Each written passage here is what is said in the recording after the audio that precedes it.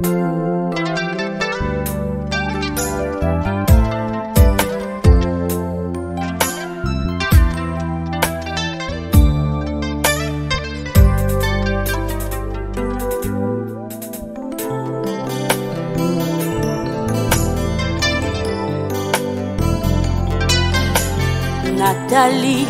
likolo na se na monite nanyo akokaki kolongola kombo akufa liboso na ngai atina pasi ngai yenga loboko na litama nanya ya osekure o katikati na fulu ngai ye nanya talanga moto nyonso akoleka kobwaka soye ondima kopesa ngalo.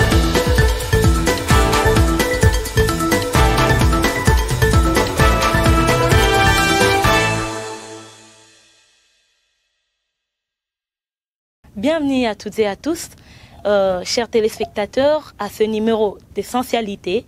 Essentialité, une émission chrétienne qui reçoit pour vous différents serviteurs des dieux, des vrais serviteurs des dieux, qui vous parlent des fondamentaux d'une vie chrétienne.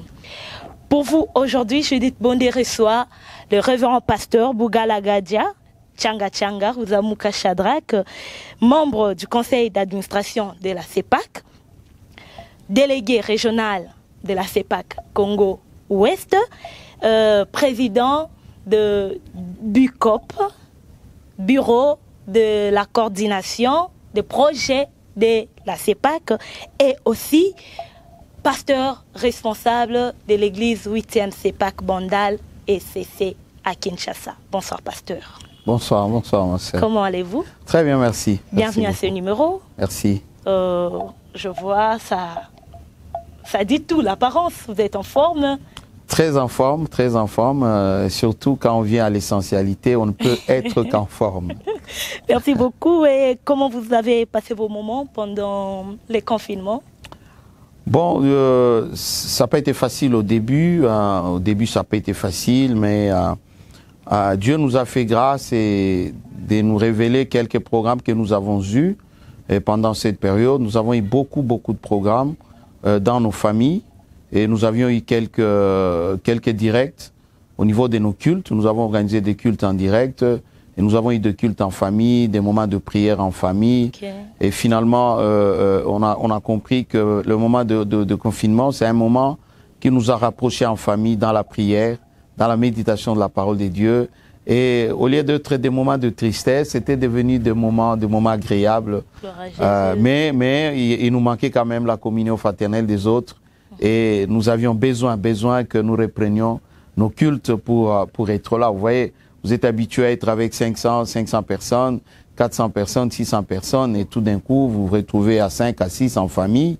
Et il y a quelque chose qui nous manquait, parce qu'en fait, l'Église, c'est ma famille. Oui. L'Église, c'est ma famille, et passer 5 mois comme ça, sans avoir une partie de ma famille, mes grands-mères, mes grands-pères, mes frères, mes sœurs, mes enfants, c'était pas si facile que ça. Mais dans la prière, quand même, Dieu nous a soutenus. Et nous glorifions le Seigneur parce que nous avons repris nos cultes normalement. Pasteur, sans plus tarder, nous allons directement entrer dans les vifs de notre sujet. Aujourd'hui, Essentialité vous reçoit, et Essentialité, et nous et nos téléspectateurs et ceux-là qui nous suivent partout dans le monde veulent se faire une idée sur la CEPAC. Nous voyons la CEPAC, nous entendons parler de la CEPAC. Pasteur, dites-nous, qu'est-ce que la CEPAC? Merci ma sœur. La CEPAC, en fait, a une longue histoire, évidemment. Si aujourd'hui nous parlons CEPAC, ça vient de loin. Ça vient de loin. La CEPAC, en fait, aujourd'hui, c'est la communauté des églises de Pentecôte en Afrique centrale. Oui. Elle est membre de l'église du Christ au Congo. Elle est la 8e, c'est pour ça que on l'appelle 8e CEPAC. Elle est la 8e communauté sur l'ordre de l'église du Christ au Congo. Mais la CEPAC a une longue histoire. C'est une communauté qui est issue de la mission d'évangélisation des églises scandinaves, particulièrement des églises de la Suède. Okay. Et c'est en 1921, je le souligne, et vous comprendrez que bientôt l'année prochaine, nous sommes en 2021, et CEPAC va totaliser 100 ans. 100 ans, donc... alors, c'est en 1921, au mois d'avril, avril-mai, que les tout premiers missionnaires suédois a mis ses pieds au Congo. Le frère Axel Lindgren, qui a mis ses pieds, oui, c'est un peu difficile, les noms scandinaves à prononcer, a mis ses pieds à Uvira, accompagné de notre frère Tolfsen, que lui, il est venu de la Norvège. Axel, lui, il est venu c'était un envoyé de l'église Philadelphie de Stockholm. Et c'est eux qui sont venus, lui accompagné de ses frères, ils étaient à peu près 4 missionnaires qui sont arrivés pour la première fois à Uvira, et ils n'ont pas traîné à Uvira, ils se sont dirigés vers Fizi, où ils sont allés commencer le travail là-bas. Toujours à l'est du pays. Le travail là-bas a toujours, en 1921, c'était spécialement dans un village qu'on appelle Sibatoa, dans les territoires de Fizi. Ok, nous comprendrons que la CEPAC a commencé à l'est du pays. Tout à fait, à l'est du pays. L'entrée, c'était Uvira, ils sont allés à Sibatoa, et ils n'ont pas trop traîné à Sibatoa parce qu'en fait, ils ont trouvé une petite hostilité de la population qui ne comprenait pas la présence des Blancs là-bas. Et alors, ils ont tout de suite rebuffé, ils sont revenus à Uvira, où ils sont restés. Et c'est à Uvira où d'autres missionnaires ont commencé à venir. Et vers les années 23-24, il y a eu un premier incident, on a perdu 4 missionnaires qui sont morts et dont les situations, les conditions, les causes de la maladie n'ont pas été vraiment identifiées. On a pensé, par contre, à la malaria, mais on n'avait pas vraiment diagnostiqué. Et cela a fait un choc. Un choc pour les Suédois qui étaient sur place, les missionnaires qui étaient sur place. C'était un choc aussi pour les églises qui ont envoyé les missionnaires. Et à un moment donné, on a eu peur. À cette époque, ils ont eu peur que ces disparitions allaient freiner le mouvement. Mais comme disait Gamaliel à ses frères, si cette œuvre vient de Dieu, vous ne saurez pas l'arrêter. Si cette œuvre vient de Dieu, vous ne saurez pas l'arrêter. Et c'est ainsi que la mort n'a pas su freiner les églises suédoises pour envoyer les missionnaires au Congo. Et il y a beaucoup d'autres qui sont venus plus tard pour continuer cette œuvre. En fait, c'était pour dire, la mort, tu ne peux pas nous effrayer. La mission vient du Seigneur. C'est une révélation qui vient de Dieu. Et c'est ainsi que la mission a continué. Alors, ils sont restés à Uvira en 1924. Ils sont montés vers les Mera. Et encore quelques temps après, ils sont revenus maintenant s'installer à Uvira et particulièrement à Kasenga. Pasteur, nous allons tous saluer tous ces Bana Uvira, Batoto à Uvira. Batoto à Uvira, Batoto à Fizi, Batoto à Lemera. On vous salue parce que vous avez accueilli les serviteurs des dieux. Il faut ajouter, quand vous parlez de tous ces premiers coins, ajouter Machumbi au Nord Kivu. Oh, Machumbi. Parce que Machumbi, ils sont allés, une partie est montée vers le Nord Kivu et ils sont allés vers Machumbi. Ça, c'est la vague de 1921. Donc, vraiment, la vague de 1921. Donc, Machumbi, Lemera, Uvira, ils sont dans cette mouvance du centenaire que le centenaire de la CEPAC. Pasteur, vous avez dit au début que la CEPAC, c'est la communauté des églises des pentecôtistes en Afrique, des Pentecôtes en Afrique centrale. Pasteur, en Afrique centrale, à part au Congo, quel autre pays a la CEPAC? Bon, en fait, comme vous pouvez le comprendre, nous avons des missions. En fait, vous savez, nous sommes liés par la réglementation des pays. Nous avons dit en Afrique centrale.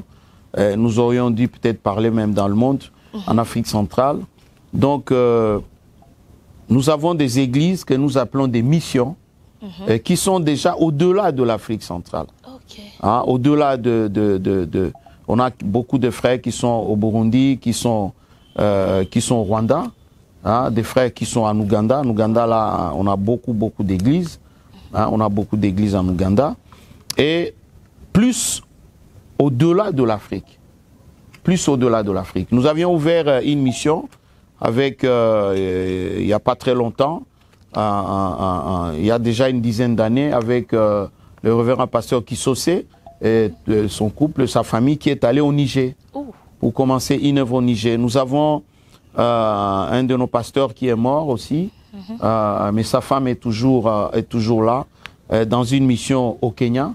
Mais nous avons beaucoup d'enfants, CEPAC, beaucoup, qui sont éparpillés dans le monde, au Mozambique, en Afrique du Sud, en Europe, en Amérique aujourd'hui. Nous avons beaucoup d'églises aux États-Unis, beaucoup d'églises au nord de l'Amérique, au Canada. C'est plein, beaucoup d'enfants CEPAC. Mais nous appelons tout cela des missions. Parce qu'en fait, compte tenu de la réglementation des pays, on ne sait pas dire, ce sont nos enfants à nous, mais ils sont régis par la réglementation des pays d'accueil. Il y en a beaucoup en Tanzanie, j'ai failli oublier en Tanzanie. Donc, nous avons beaucoup d'églises autour de nous, évidemment, qui sont des églises ouvertes par les enfants CEPAC. Ah, ok. Je vois, c'est pas une petite chose, là, CEPAC. Non, c'est vrai, quand vous êtes à Kinshasa, vous visitez la CEPAC, évidemment, on a l'impression que... Mais je pense, sans me tromper, et je pense que personne ne peut me contredire, la CEPAC est la plus grande communauté de l'église du Christ au Congo. La CEPAC. Wow. Elle est la plus grande communauté. Parce qu'en fait, au niveau de l'église du Christ au Congo, on a des communautés qui sont dans deux provinces, 3 provinces. Mais au moment où je vous parle, la CEPAC, elle est parmi les rares, je pense peut-être la seule communauté qui est implantée dans toutes les provinces de la République démocratique du Congo. On a des églises dans toutes les provinces de la République. C'est pour ça que parfois, quand je vois ici, il y a des pasteurs qui ont une seule paroisse, mais qui prennent beaucoup d'ampleur et beaucoup d'élan. Je rigole un peu, alors que il y a des grandes communautés dans ce pays qui ont fait un grand travail. Et peut-être qu'on va en parler. On va en parler de tout ce que la CEPAC a déjà fait. Je pense que la CEPAC est une grande communauté. Aujourd'hui, je crois, la CEPAC avoisine entre 2 millions et 2 500 000 membres. 2 millions à 2 500 000 membres. Pasteur, et ça, je parle des statistiques qui ne sont pas actualisées. Okay. Donc, vous comprenez un peu par rapport au Congo, quelle est l'importance et quelle est la place que nous devons donner à la CEPAC. C'est vraiment une force tranquille, la CEPAC. Hein? Tout à fait. Parce qu'elle ne fait pas trop de bruit, mais elle travaille. Vous savez, les pentecôtistes, c'est des gens qui travaillent. Ouais. C'est des gens qui n'aiment pas élever les épaules. Hein? Les pentecôtistes, c'est des gens, c'est parce que nous sommes en train parfois de vivre à Kinshasa. Les pentecôtistes, c'est des gens... le Saint-Esprit, la parole dit, le fruit de l'Esprit, c'est la douceur, c'est la tempérance. C'est ça le pentecôtiste. Ouais. C'est pas des fanfarons, c'est pas des orgueilleux. Et la CEPAC, c'est ça. C'est ça, des gens qui marchent dans la tempérance par le fruit de l'Esprit. Et vous ne les verrez pas tôt crier sur le toit. À cause de cela, pasteur, permettez-moi de dire que Dieu bénisse la CEPAC. Amen. Merci beaucoup, ma sœur. Il fallait quand même que je dise quelque chose de très important. Allez-y. Hein, ça dit que toute la période coloniale, la CEPAC n'a pas été CEPAC. Okay. Elle a été la mission libre suédoise. Okay. Mission libre suédoise. Parce qu'en fait, ce sont les missionnaires suédois qui étaient là et qui ont fait le travail d'évangélisation, et qui ont fait tout ce travail. Et ils ont connu des problèmes. Ils ont connu des problèmes. Je voulais quand même que nous revenons sur cet aspect historique avant de revenir à votre question. Soyez libre, pasteur. Donc, ils ont connu des problèmes. J'ai parlé de la mort. J'ai parlé des morts des missionnaires à Ouvira. Je voudrais aussi dire qu'il y avait un problème administratif. À cette époque-là, vous savez, les administratifs coloniales à l'époque, hein, ils avaient plus... C'est l'Église catholique qui avait plus de facilités hein, que d'autres églises. Hein, déjà, à l'ouest ici, les baptistes étaient déjà venus vers 1800 et quelques. Hein, c'est la vieille communauté. Hein. Quand vous parlez de Sébéco, c'est la vieille communauté. Mais j'ai dit, la Sébéco est la vieille, mais la CEPAC est la grande. Donc c'est une nuance. C'est une nuance. Sebco, sans sœur. Tout à fait. Sebco, c'est une vieille mission. Et alors, ça n'a pas été facile, mais finalement, en septembre 1930, hein, la mission libre suédoise a reçu des autorités belges un arrêté de reconnaissance comme une mission au Congo. Et en 1960, il y a eu une grande réunion à Bujumbura. Une grande réunion à Bujumbura où ils se sont retrouvés les églises du Congo, du Rwanda et du Burundi avec tous les missionnaires et notamment un des grands évangélistes suédois, mondial suédois, qu'on appelait Lewis Petrus, qui était là dans cette réunion. Et c'est dans cette assemblée générale de Bujumbura que les Suédois vont décider de remettre la responsabilité des communautés à des Africains.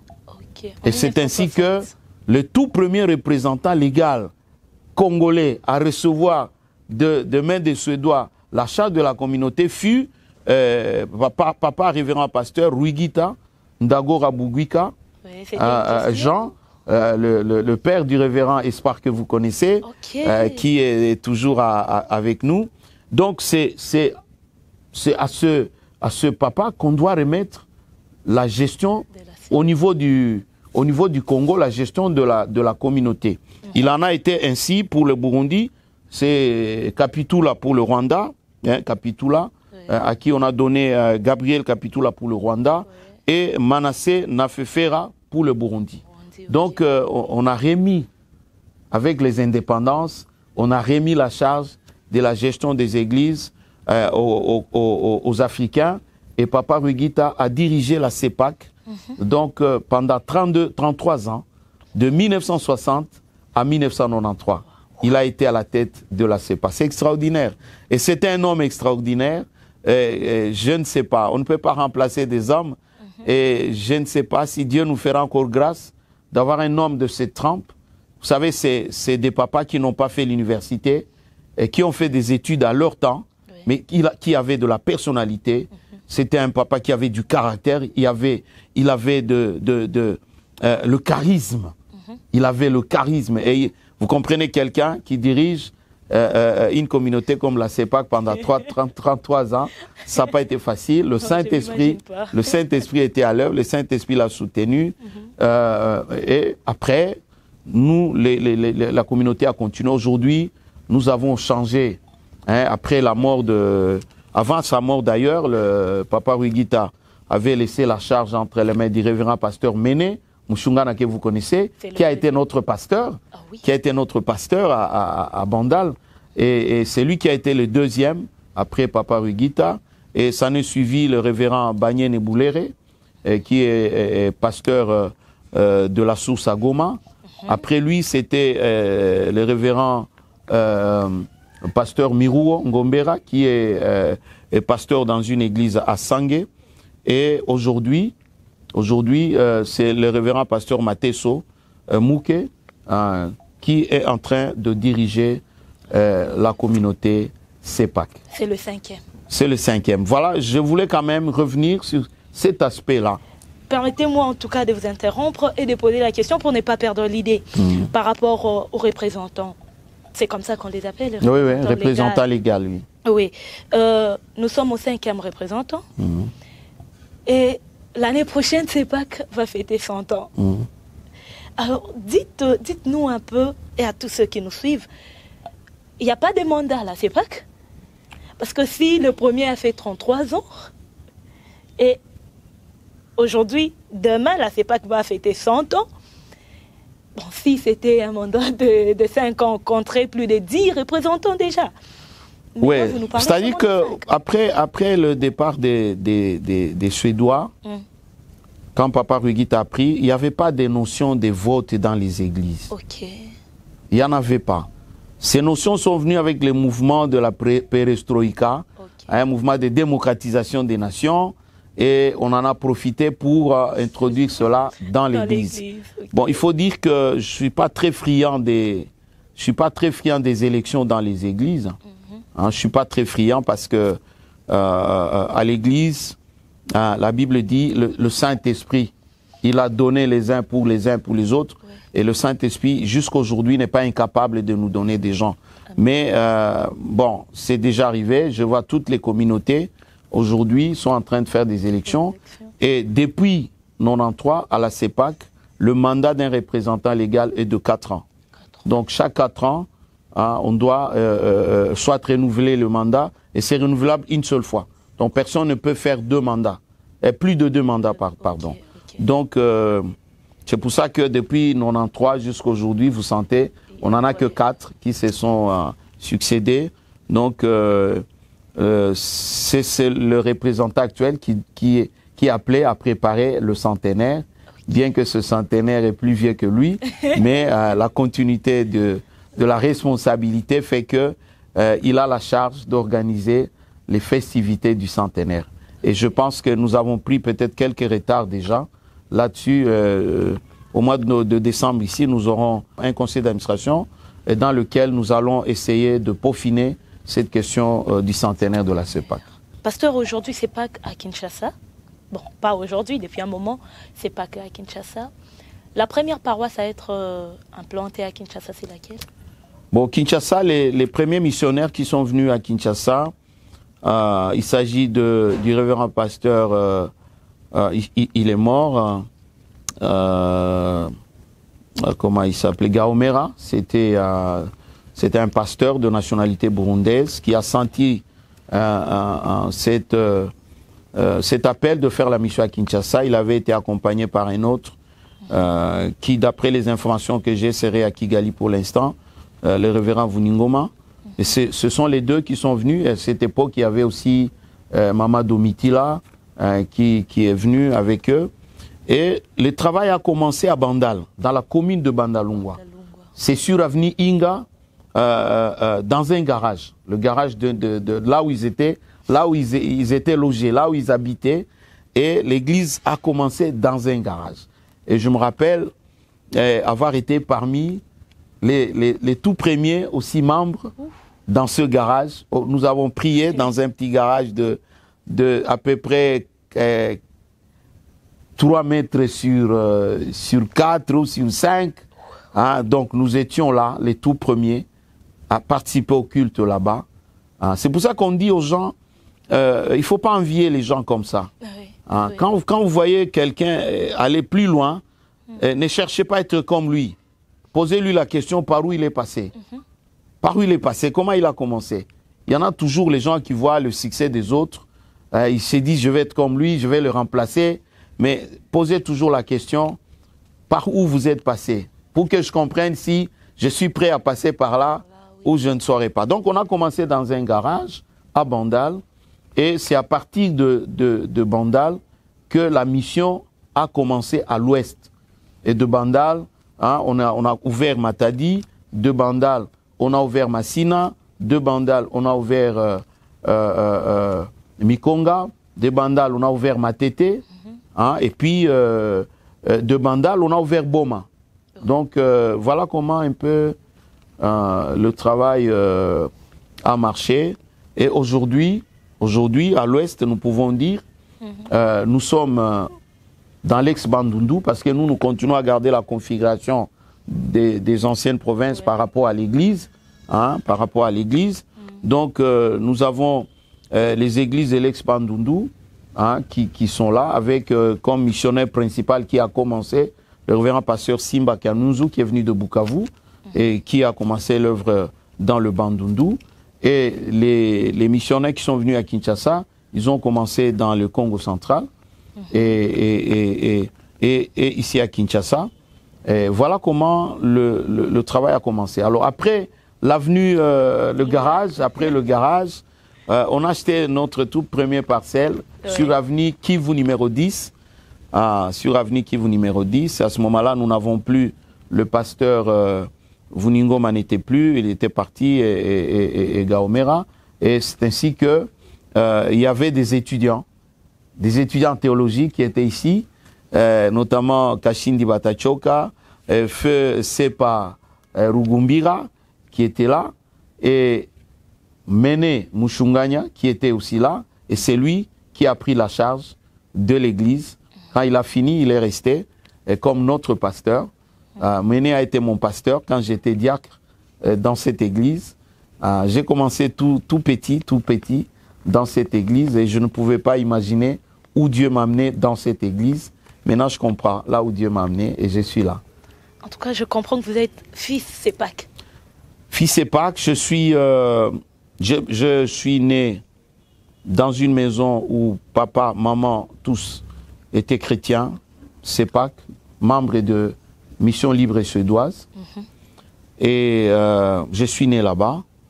J'ai suivi l'école des dimanches à Bukavu, à l'église Sayuni aujourd'hui. C'est là où j'ai appris Jean 3,16, car Dieu a tant aimé le monde qu'il a donné son Fils unique afin que quiconque croit à lui ne périsse pas mais qu'il ait la vie éternelle. J'ai appris ça à l'école des dimanches, à Sayuni et à Bukavu. Et après, j'ai été baptisé le 24 décembre 1973. 1973, j'ai été baptisé. J'étais encore on était étudiant à l'Institut Bwindi et à l'aumônerie. Nous avons été baptisés et ma première Sainte Seine, je l'ai eue à Sayuni le 25 décembre 1973 où j'ai communié pour la toute première fois avec d'autres chrétiens et c'était formidable. Et depuis, je suis là. Je n'ai jamais changé, je n'ai jamais quitté la foi parce que la CEPAC, elle est fondée sur la parole de Dieu, Et c'est pour cela que nous sommes là. Parce que j'ai toujours pensé que c'est une des communautés qui tient au message de la vérité, qui tient à la parole de Dieu. Une des communautés qui tient toujours à propager l'évangile. À propager l'évangile, à donner le vrai message. Parce qu'aujourd'hui, qu'on se le dise, quand je suis la télé à Kinshasa, je me demande où sommes-nous? Où sommes-nous? On prêche tout sauf l'évangile. Hein? Donc, beaucoup d'églises, beaucoup de ministères prêchent tout sauf l'évangile. Et je pense que Dieu soit loué pour certaines églises, des grandes aussi, dans la ville, qui continuent à prêcher l'évangile de Christ, l'évangile du salut. La CEPAC aussi, nous sommes là à prêcher l'évangile du salut. Parce que nous pensons que les hommes sont des passagers. Il y a un endroit où Jésus est allé nous préparer et il viendra chercher son église. Et nous devons préparer l'église à la rencontre du Seigneur. Amen. Voilà le message que nous ne cessons de dire aux gens. Et je pense que le moment de Covid aussi doit avoir amené beaucoup de gens à réfléchir sur leur vie. À réfléchir sur leur vie. Oui. Voilà un peu ce que je peux dire à ce sujet. Merci beaucoup, pasteur. Je sens vraiment que la CEPAC, si elle a le sang, c'est le sang qui coule dans vos veines. Bon, si elle pouvait en avoir, mais je pense que elle nous a aidés à aimer Dieu, à nous confier à Dieu, à nous abandonner à Dieu. Je vais vous donner une histoire là. Quand je venais à Kinshasa, j'étais jeune, j'avais 19 ans. Et mon père, c'était la tristesse. Je venais à l'université, mais pour mon père, c'était la tristesse. Parce que Kinshasa, à l'est du pays, parce que nous, comme on était dans l'église, on savait que Kinshasa, c'est un milieu de païens, c'est du Sodome et Gomorrhe. C'est ça l'idée qu'on se faisait de Kinshasa. Et pour mon père, malgré que je venais à l'université, c'était de la tristesse. Mon enfant est perdu parce qu'il va à Kinshasa. Et il priait tout le temps pour moi, Et gloire soit rendue au Seigneur, par ses prières, je suis devenu ce que je suis. Dieu a entendu ses prières. Mon père est mort, pasteur. Paix à son âme. Il m'a laissé. Avant de mourir, j'étais déjà responsable de l'église. Et je l'appelais mon collaborateur. Parce que lui n'était pas responsable de l'église, il était ancien. Et je l'appelais qu'il était mon collaborateur. Et je sais que mon père s'est reposé en paix. Parce qu'il sait que Dieu a entendu ses prières. Son fils est en train de servir le Seigneur aujourd'hui. Je ne m'y attendais pas. J'ai une autre histoire. Peut-être qu'on en parlera une autre fois sur moi-même. On en parlera une fois de comment je suis venu au ministère. Et les choses de Dieu sont un peu compliquées. Les plans de Dieu ne sont pas nos plans. Moi, je rêvais d'être pilote. J'ai rêvé beaucoup d'être pilote. Je rêvais de transporter les gens. Mais aujourd'hui, j'ai compris. Je suis pasteur. finalement, j'ai compris que Dieu m'a appelé à transporter les hommes, à tracter les hommes, à amener les hommes. Pas les amener de Kinshasa aux États-Unis ou à Paris, mais les amener de la terre au ciel. Oh, que c'est merveilleux. Et maintenant, j'ai compris. Et j'ai dit, Seigneur, merci. J'étais tout petit, je ne comprenais pas.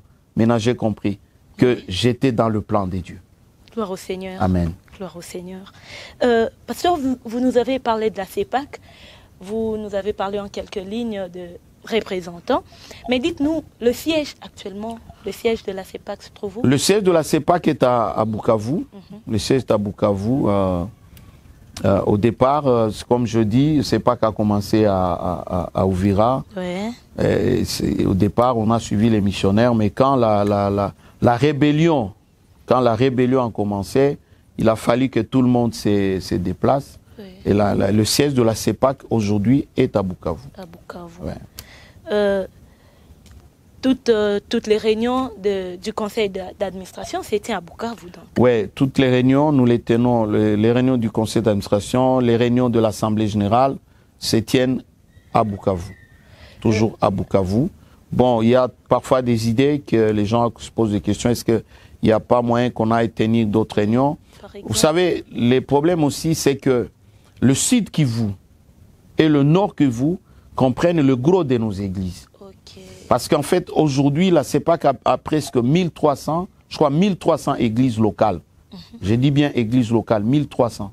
Sans compter des cellules. Sans compter les cellules, sans compter les centres. Les centres, voilà. Hein, les cellules et les centres, je ne compte pas. Les églises locales, où il y a ce que nous appelons des révérends pasteurs, c'est-à-dire les pasteurs d'une église locale, 1300 aujourd'hui. S'il vous plaît, pasteur. Et qu'est-ce qui fait d'un centre ou d'une cellule une paroisse? Bon, en fait, selon notre organisation, pour être une église locale, on doit avoir 500 membres. 500 membres, minimum, 500 membres.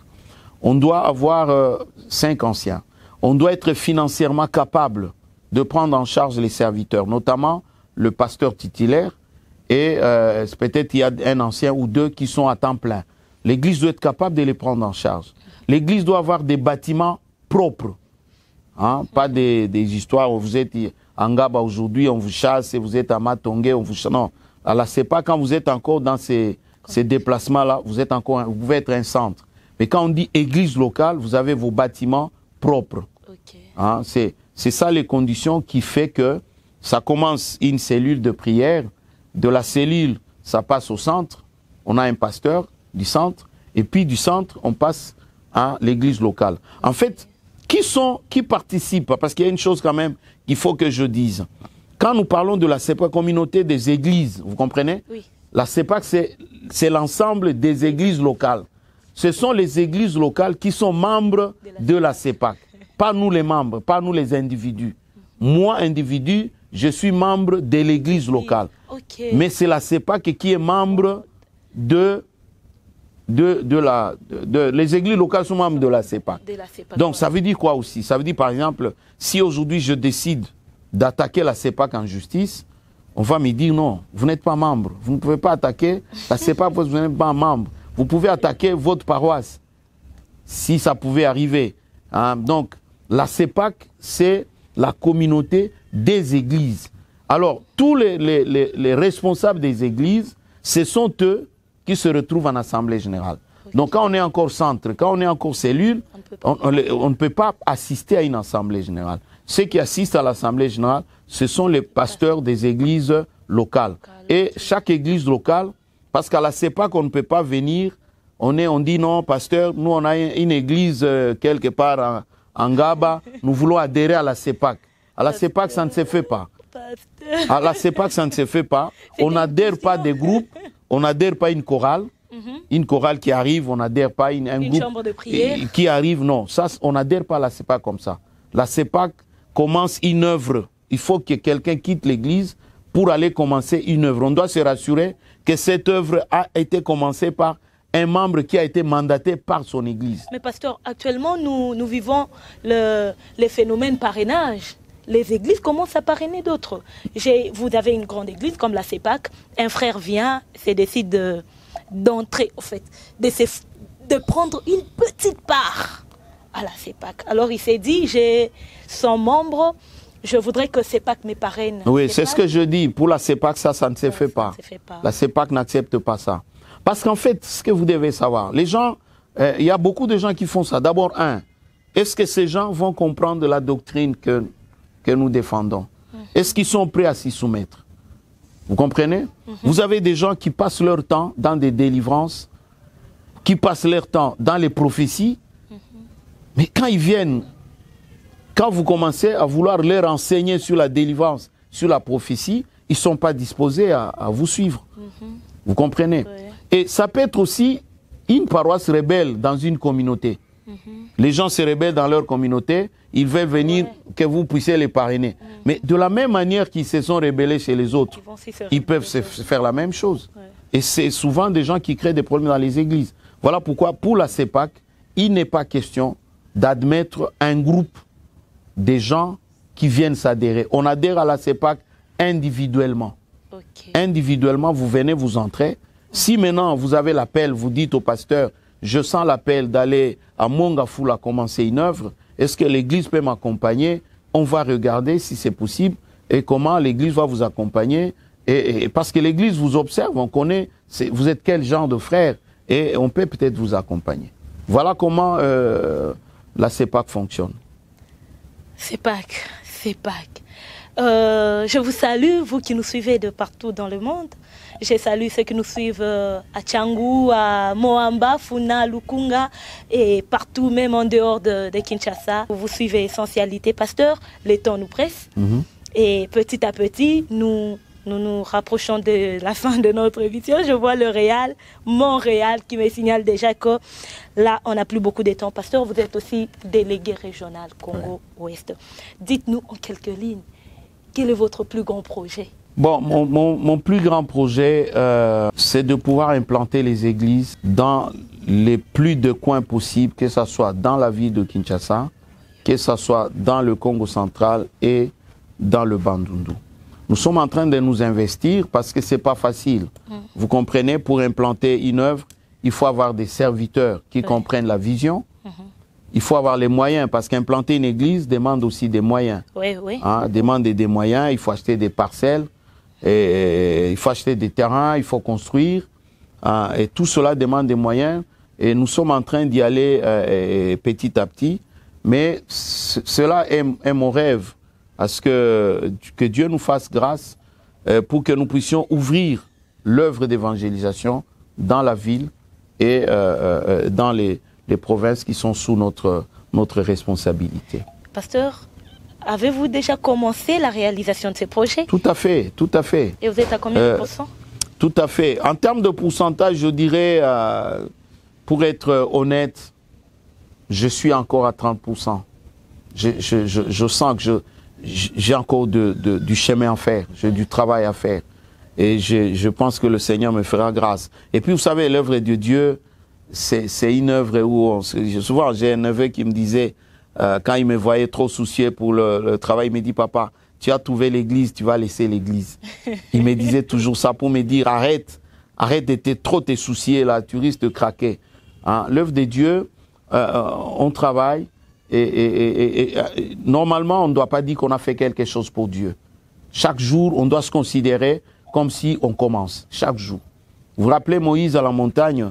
Moïse qui a vu des grandes choses de Dieu, Moïse a vu la main de Dieu, Moïse, sa naissance miraculeuse, sa naissance miraculeuse parce qu'on allait le tuer, et Moïse a grandi dans la maison de Pharaon et tout, mais à un moment donné, Moïse fait traverser, il frappe, Moïse par lui, Dieu frappe l'Égypte, il fait traverser les enfants d'Israël de la mer Rouge, ils arrivent à la montagne, mais Moïse dit à Dieu, Seigneur, fais-moi voir ta gloire.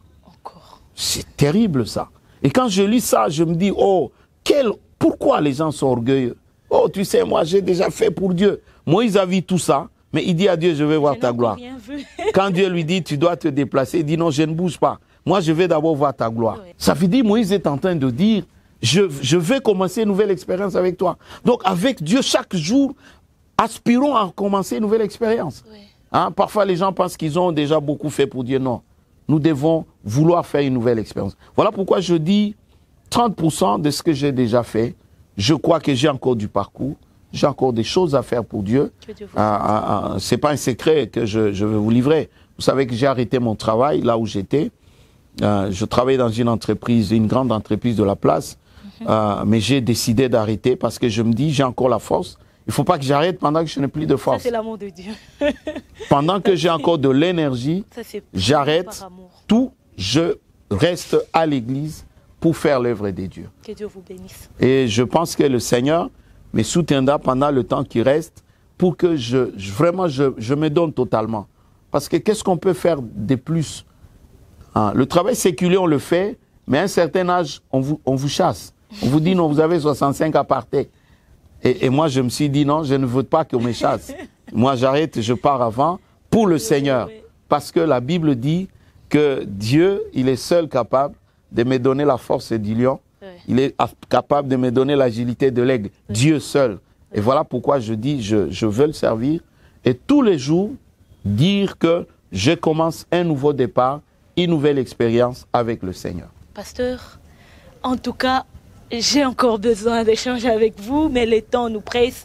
Mais je crois que c'est la première fois, ça ne sera pas la dernière. J'aurai encore besoin de vous recevoir sur ce plateau d'essentialité. Si vous voulez, prochainement, je suis toujours disponible, comme vous le savez. Oui. Et je suis parmi les pasteurs les plus disponibles et les plus accessibles. Oui. Et je crois que je pourrais toujours trouver un temps pour être sur votre plateau. Pasteur, vous avez dit, vous avez commencé depuis les Codim. Oui. Et avant d'être révérend aujourd'hui, vous étiez diacre. Pasteur, dites-nous, en tout cas, en quelques mots, quel est le moment le plus difficile de votre ministère? Le moment le plus difficile jusqu'au-là? Oh, les moments les plus difficiles. Bon, il y a des choses qu'on ne sait pas dire sur des plateaux. Le ministère a des moments où on rit, il y a des moments où on pleure. Oui. Je me rappelle un jour, j'étais dans la chambre, il y a eu des problèmes, on a eu quelques soucis. J'étais dans la chambre, je disais à Dieu, je vais arrêter. Je vais arrêter, je pleurais. Oui. J'ai discuté avec le représentant légal, je dis j'arrête. Et une voix m'a dit, tu veux arrêter, tu veux donner à qui? Qui t'a donné l'église pour le lui remettre? Et cette nuit-là, j'ai passé à demander pardon à Dieu. C'est vrai, la pastorale, quand je vois les gens se bousculer pour être pasteur, je rigole un peu. Mais quand vous lisez la Bible, toutes les personnes que Dieu appelait, ils ont commencé par refuser. Oui.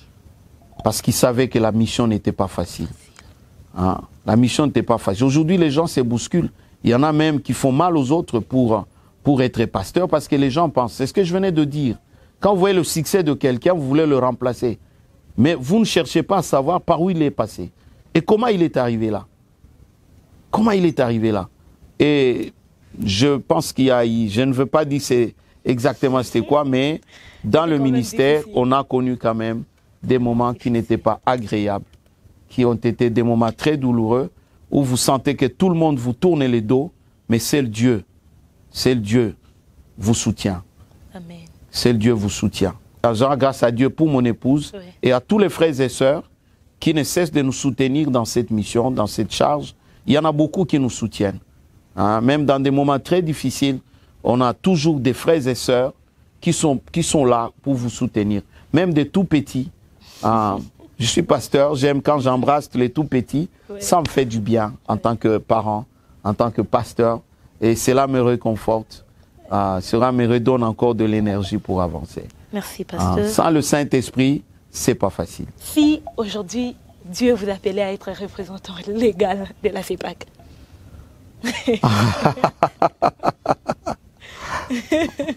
Bon, vous avez bien dit si Dieu. Oui. Si Dieu. Tout pouvoir vient de Dieu. Si Dieu m'appelle. Vous savez, moi j'ai refusé d'être pasteur. Si vous demandez à tous les amis avec qui on a évolué à la CEPAC Bandal, il y a des consécrations des serviteurs qu'on a retardées à cause de moi. Oui. Parce qu'on avait peur des gens. Oh, les gens vont dire. Alors que c'est l'œuvre de Dieu. Moi, je n'étais pas prêt. Vous savez, les choses de Dieu, j'ai refusé. J'ai refusé. mais je ne savais pas que j'allais diriger l'Église aujourd'hui. Si Dieu me donne une charge, je ne peux que l'assumer. Mais je ne voudrais pas chercher une charge par moi-même. Je ne voudrais pas chercher une charge. Vous savez, des fonctions comme représentant légal, c'est plus des fonctions spirituelles, c'est plus des fonctions, c'est des fonctions d'administration. Oui, oui. C'est des fonctions de gestion. Oui. Et ce n'est pas toujours facile de gérer les hommes. De gérer les hommes. Quand on est pasteur dans sa paroisse, bon, on travaille. Mais quand on doit gérer toute une communauté, et vous ne gérez pas que le spirituel. Vous ne gérez pas que le spirituel. Le représentant, il gère plus de l'administration, plus de la gestion des hommes que du spirituel. Oui. C'est vrai, il y a du spirituel là-dedans, hein, parce qu'il est représentant légal, vous êtes représentant légal. Et ce n'est pas toujours facile. Il faut que Dieu vous appelle. Hein. Donc je pense que, et ça c'est valable pour toutes les fonctions à l'Église. Hein. Il ne faut pas qu'on... La Bible dit, quand je crois que c'est Moïse qui parle, je pense, non, c'est dans Hébreu, où quand on parle de la dignité, oui. Hein, on dit que dans cette dignité-là, donc de sacrificateur, hein, on ne s'y amène pas. Les gens ne s'amènent pas dans cette dignité d'eux-mêmes. Donc personne ne pouvait se dire je deviens sacrificateur. Non.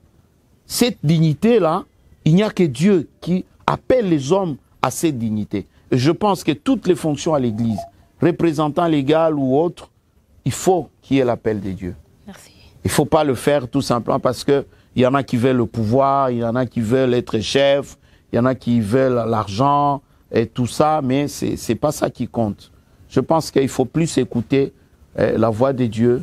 Et quelle est la mission? Quand on dit je vais être représentant légal, vous devez savoir qu'est-ce que vous... C'est comme les présidents aujourd'hui, les gens vous disent je vais être président de la République, mais pour faire quoi? Oui.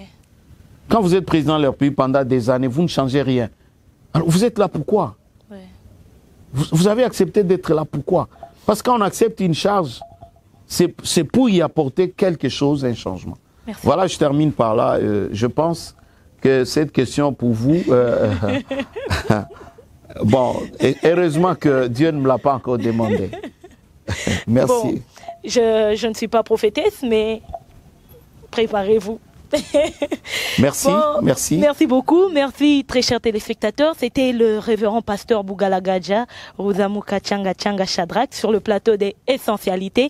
Votre dernier mot, et nous allons directement clôturer. Bon, mon dernier mot, c'est de dire que, parce que vous vouliez aujourd'hui apprendre quelque chose de la CEPAC, je dis...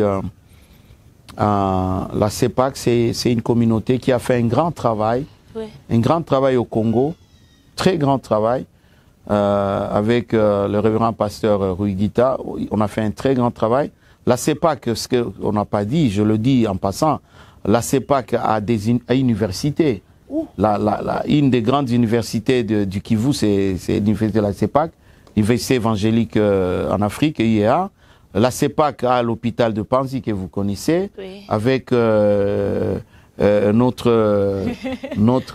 docteur, le prix Nobel. Le prix Nobel. Il est de la CEPAC? Bien sûr, il est pasteur de la CEPAC. Non, c'est pas quel grand.